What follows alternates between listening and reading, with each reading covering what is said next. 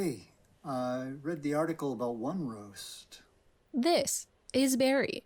He's an employee with concerns about his job security. We're not going to be next, are we? This virtual reality simulation is designed by a company called Tailspin in the United States to train managers on how to have difficult conversations with employees. And it's not the only company doing something like this.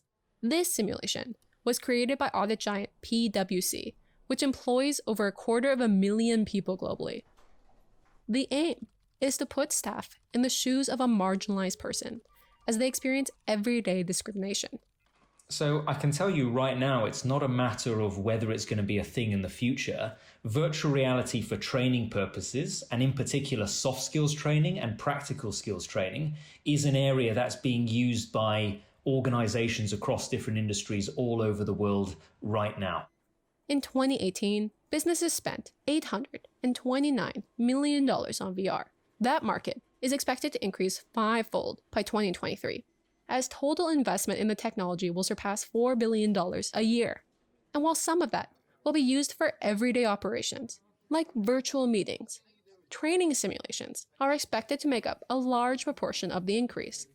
That's because VR elicits an emotional response, similar to what you experience in reality, even when it's obvious that the images aren't real. Listen, you can give it to me straight. I just want to know what I'm supposed to tell my girls. People responded really strongly to it. I mean, we had people cry. We had a lot of people with sweaty palms, they just got super uncomfortable in the moment. And so we just thought that was really interesting that we could evoke those types of behavioral aspects, even though everybody knew it was 100% fake, including the virtual humans, even specifically to be designed to be a little bit cartoony. The repetition of VR training means an individual can learn 4 times faster than in a classroom, according to a study by PwC. Other sectors are also investing in this technology. This program was created in part by professors at Goldsmiths, University of London, to test if VR can train doctors on how to recognize the signs of abuse. The idea is that before we get medical doctors to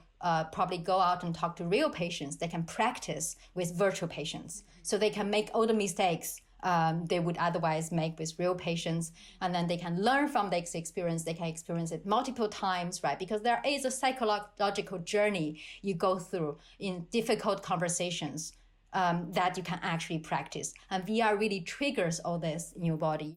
VR technology is still relatively new, but in the next 10 years, it is possible that work-related training will take place in the virtual world instead of in the classroom.